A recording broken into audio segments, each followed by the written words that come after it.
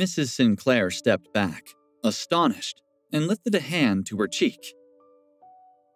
"Mrs. Becker, why did you slap me?" she asked. The store's customers gathered around, wondering about the spectacle. Mrs. Sinclair had assisted many of them in the past, and when they looked from her to Frazer, they felt the wrong person had gotten slapped. Sophie glanced sideways at Frazer's face. He said nothing, but his dissatisfied expression spoke volumes. "I have to fix this," Sophie thought. "What's going on here?" she demanded. "There are eyewitnesses," Mrs. Sinclair exclaimed. "If you don't believe me, you can ask them. In fact, Rory Smith is here today. He saw the whole thing." Rory had been hiding at the back of the crowd, but when he heard his name, he knew he had to come out. "Sophie," he said as he walked over. "Thank goodness you're here. Now you can take care of this whole affair." His girlfriend followed him over. "Hello, Mrs. Becker," she said diffidently. The crowd whispered among themselves. This young man had called the head of Princess Sophie Cosmetics by her first name. Surely, they reasoned, if he and Sophie were that close, she would believe him without question. Mrs. Sinclair nudged him. "Go on, Mr. Rory," she said. "Tell her what happened. Make her see that I was right. I've covered for him before when he's come in here with girls that aren't his girlfriend," she thought. "He's got to be on my side." "Sophie, Mrs. Sinclair is right," Rory said earnestly. "This loser came into the store thinking he was going to buy her cosmetics. Look at him. It's obvious he has no money and no business being in this store. I bet his wife refuses to be seen in public with him, and that's why he had to come in here all by himself." "Watch it," Frazer muttered warningly. "Bite me," Rory snapped back. "Just look at how dumpy he looks. This is a high-end store, and he's making the other customers uncomfortable. Kick him out already." Sophie took 2 steps up to Rory and slapped him across the face. The surrounding crowd gasped. The CEO had not only slapped an employee, but she slapped a customer as well. Rory stared at her with wide eyes. But my father is one of her business partners," he thought. "How could she do this? Doesn't she respect my family name?" "Both of you need to apologize to this man immediately," Sophie spoke angrily. "I don't know how much more I can say," she thought. "Frazer prefers to stay low-key, and that's his right. If I give away too much, he's going to be angry with me as well." She risked another quick glance at Frazer and saw that his expression had eased, and she breathed a sigh of relief. "But why?" Rory whined. "He's not worth an apology. He's just some deadbeat. We tried to get rid of him and he didn't even say—" He stopped talking when he saw the murderous look in Sophie's eyes.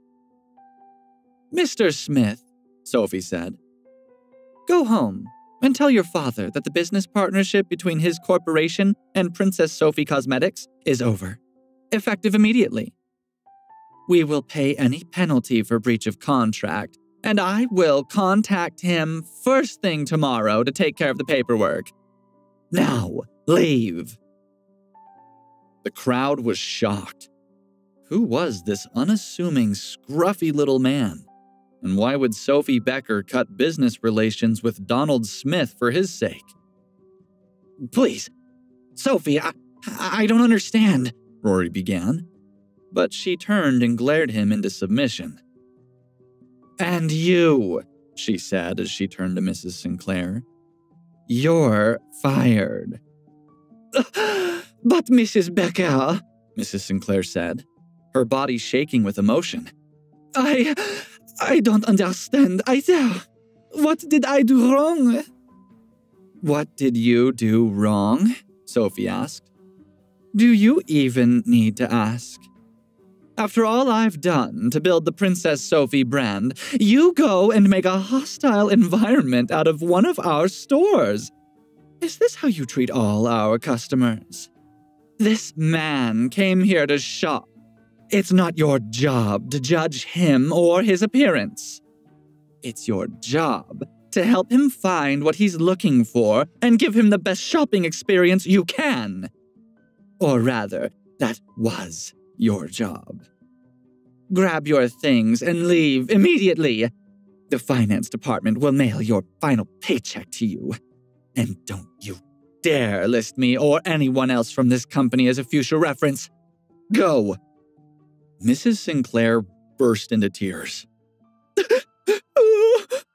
Please, Mrs. Beckel, she pleaded. I was wrong. I made a mistake. I know that. Please give me another chance. Security, Sophie called. Please escort Mrs. Sinclair out of the store. Rory watched in disbelief as the former manager was dragged out. I can't believe she would do that, he thought. And what am I going to do about my dad's business? But anything I say is only going to make it worse. He glared at Frazer hatefully as he left the store. Sophie looked around at the shocked patrons. I'm sorry you all had to witness that, she said. My hope is to make this store a welcoming place for anybody to purchase cosmetics. As my personal apology, I will give everybody here a 20% discount on today's purchases. And I thank all of you for your business. There were exclamations of delight as the customers resumed their shopping. Some customers had been intimidated by the store's high-end reputation, but after seeing the CEO stand up for even the scruffy man's right to shop there, they were more relaxed as they browsed. Sophie smiled in satisfaction as the crowd dispersed. President Macklemore, she said softly. I'm sorry you had to endure such trouble. What do you mean, President Macklemore? Frazer asked. Come now, she replied. We both know that you own the Robster Corporation. She must have done some digging, Frazer thought. I'm unsure how she ever found out, but that means I have to cover my tracks better. Don't worry, Sophie said quickly. I'll keep it quiet. Good, Frazer said. But I have a question for you. It seems that you're short on a shop manager now. He nodded to where Lily was enthusiastically helping multiple customers. What do you think of her? I intended to promote her to assistant manager anyway, Sophie replied. She's a perfect fit for general manager. I think you're right. One more thing. My wife sent me here to get her some makeup. Say no more. I'll take care of it personally. He's obviously forgiven me for what took place at the restaurant, she thought. Oh, I was terrified that I'd made a powerful enemy. Luckily, it all turned out okay. I'd also like to chat a bit about Malcolm, if you don't mind. As you know, he initially had doubts about a partnership. I'm happy to report that those doubts have been resolved, and he would like to further discuss an arrangement with you. They quietly discussed business as Sophie moved around the store, checking off the items on Frazer's list. Once the shopping was complete, she bid him farewell. Both of them were satisfied with the day's outcome. Natalia returned home that evening, exhausted but anticipating the small luxury of good cosmetics. You look tired, Frazer commented. Did you have a hard day at work today? Like you know what a hard day at work looks like, Natalia said. Did you get what I asked for? Like a stage magician, Frazer grinned and brandished the neatly packaged box of cosmetics with a flourish. Natalia snatched the box with a sparkle in her eyes and opened it eagerly. But her smile turned into a frown as she dug through the various products.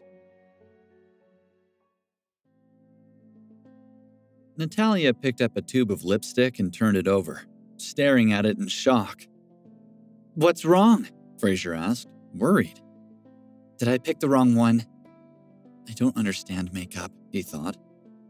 I just figured that it would be safer to let Sophie choose everything, and I didn't look that closely at what she was grabbing. How much did you pay for this? Natalia asked in a tone of growing anger. Something's wrong, Frazer thought. It must not be nice enough. I'm sorry, he said. I wasn't paying attention when I picked it out. Next time I'll be more careful. Quit changing the subject. Answer the question right now, Natalia said. I don't know. There were 20 things on the list you gave me. I didn't look at the price of each one. I got the wrong thing, didn't I? I shouldn't have sent you to do this. I should have known you'd screw it up. Yes, Frazer, you were wrong about the lipstick and about so many other things, she said in a disappointed tone. Sophie told me she picked out the best items, Frazer thought desperately. She assured me that Natalia would love these. What is happening here? You can't even do a simple errand like choosing lipstick, Natalia said angrily. Other husbands do things like that without their wives even asking, and they pay attention to what they're doing. They don't just blindly pick something out. Do you think that I'm made of money since I'm a CEO now? Something is really wrong, Frazer thought. She was the one that gave me her bank card. How could I have messed this up? I don't understand, he said. Why are you so upset about the lipstick? You don't get it at all, do you? Do you see this? She held the tube out in front of his face. This is one of this season's limited edition colors. This little tube is worth $250. She continued to dig through the box. And this nail polish? Also a limited edition and worth over $100. And this foundation. She continued searching through the box, doing the math in her head. Frazer, this whole box contains over $5,000 in cosmetics. I can't afford all these, she thought angrily. And that's more than the limit on the card I gave him. Why wasn't it declined? Let me explain, he said. What is there to explain? One box of cosmetics, $5,000 down the drain. I can't trust you to do anything right, Natalia shouted. I didn't even pay attention to the price when I swiped my card, he thought. I just trusted that Sophie had gotten what Natalia wanted. She probably figured that any woman would be happy with limited edition items. I can't believe I was so careless. I can't even explain it to her. The doorbell rang, and Frazer rushed to answer the door. Sheila entered and brushed past him without even saying hello as she headed toward Natalia's bedroom. What's going on over there? Dorothy asked from the living room. Frazer, what did you do this time? He followed Sheila back to the bedroom without answering. Sheila was examining the cosmetics that lay scattered on the bed. Her eyes glittered as she picked each one up. Look at the color on this lipstick, she exclaimed. Oh, and this mascara, and this shadow. She trailed off as she realized the truth about each of them. Natalia, she said, did you add an extra zero to the amount I told you I wanted to spend? Of course not, Natalia replied. My idiot husband wasted all of my money on limited edition colors. I'm never giving him my card again.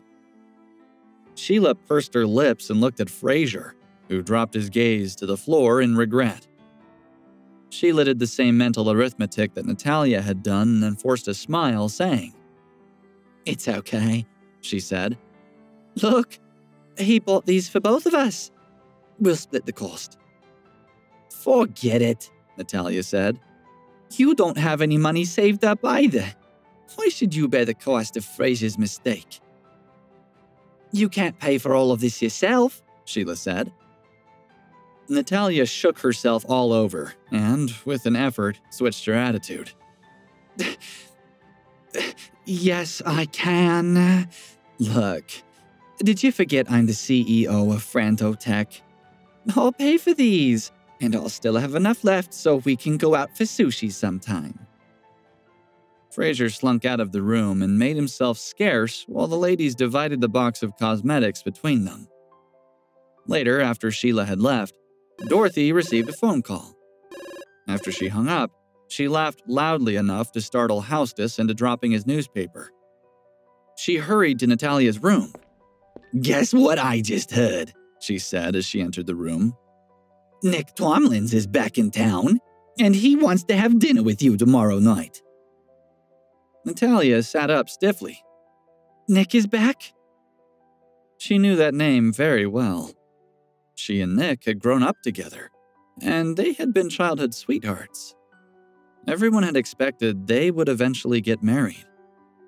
But I didn't really like him, Natalia thought. He was just a playboy. He flirted with everyone, but pestered me incessantly until I agreed to go out with him. I was so glad when he went abroad to study after high school. And then I met Frazer in college. I never had to tell anyone how I truly felt about Nick. Even Sheila doesn't know. I never thought that secret would come back to bite me. Dorothy sat down on the edge of the bed. "Natalia, dear, you know I told you that you should have waited a few years before marrying Frazer. Now that Nick is back, what are you going to tell him?" "Why should I tell him anything?" Natalia asked, surprised. "Mom always treated Nick like her son-in-law, but since I'm married now, she has to let this go." "Natalia, don't blame me for looking out for your well-being. You're still young. You need to take advantage of that. Tell Frazer you want a divorce. You know that Nick is still sweet to you. That is what a good man should be like. Stop being stubborn." "Mom, no." "I'll call Nick back for you, honey. Don't go to work tomorrow. He can come over and you two can catch up." Frazer chose that moment to knock on the open door. "Natalia, Dorothy, it's time to eat," he said. Dorothy gave Frazer a dark look. "Are you good for anything besides cooking?" she asked as she left the room. Frazer merrily looked at his wife. "You heard that?" she asked. The bedroom door had been open, and Dorothy had been speaking loudly. "I did," Frazer replied. "Will you meet with him?" "What do you think?" Natalia asked ambiguously. "Of course I don't want to," she thought. "But what's Frazer going to do about it?" Frazer said nothing. "What can I say?" he thought. She's free to make her own choices, but I've heard Nick's name a lot in the past 3 years. Natalia's neighbors and relatives can't stop bringing him up. His name is like a thorn in my side. They say that Natalia and Nick were a match made in heaven. I was just the outsider who broke up what should have been a perfect marriage. All this time, I've been living in Nick's shadow." Natalia watched Frazer's face. "Oh, he's such a coward," she thought angrily. "He won't even stand up for himself to keep his own wife." "Yes, I'm going to see him," she said. "Tomorrow morning. He'll come pick me up." She stormed out of the room. Hey guys, Frazer here. Listen to the full episode of Unraveling the Son-In-Law exclusively on Pocket FM app. Click the link in description to install the app now.